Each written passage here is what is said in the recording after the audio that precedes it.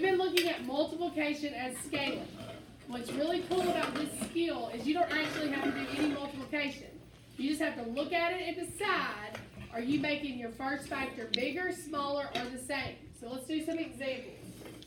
If I have 16, let me get a better marker. If I have 16 times 9/5, I want to know, am I going to put a less than, greater than, or equal to symbol in this box? So what you're asking is, am I going to make my 16 bigger, smaller, or keep it the same in my answer? I don't have to work it out. I just have to decide that. So the way I'm going to decide that is I'm going to look at my other factor. So let's look at 9/5. Somebody raise your hand. Is 9/5 bigger, less than, or equal to 1? Felicia.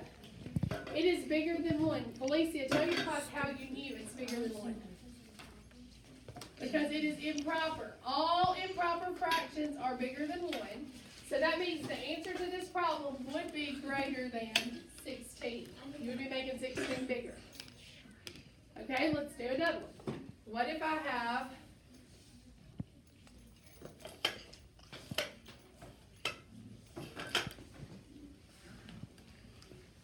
let's look at this. The question is, will I be making 20 bigger, smaller, or keeping it the same? Well, how do you know that quickly?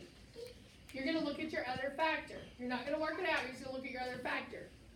4/4. Is it bigger than 1, less than 1, or equal to 1? Kirsten, how did you know it was equal to 1? Because if a numerator and denominator the same thing, it's going to be equal to 1. Very good. So I automatically know the answer to this will be equal to 20. 20. It's going to be equal to, that's like saying 20 times 1. Let's do another one.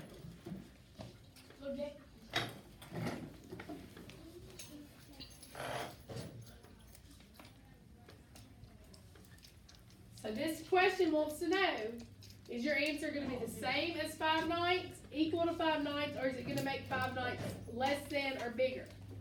So let's look at that. Let's look at our other factor. We're multiplying it by 2/4. Is 2/4 less than 1, greater than 1, or equal to 1, Robbie? Less. How did you know that so quickly, Robbie? Because 2/4 is equal to 1/2, and 1/2 is less than a whole.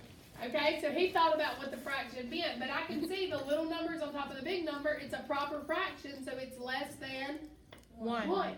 If you're multiplying something by something less than 1, your answer is going to be less than what you started with. Let's do another one. What if I have 7/8 times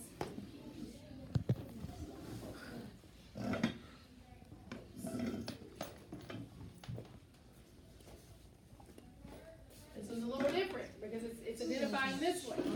So now I want to know, am I going to make this number bigger, smaller, or the same? Well, I have to look at my other factor.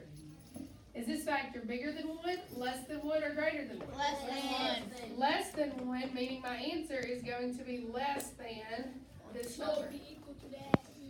Less than. So these are the problems that you've got. If you learn this trick, you want to work these quickly because your test is timed. These are some that you can just eyeball. And the major rule is, if you're multiplying a factor by something bigger than 1, you are making the original factor bigger. You're making it bigger. If you are multiplying a factor or a number by something less than 1, you are making a smaller product. If you're multiplying a number by something equivalent to 1, it is going to equal that original number. You can stop it.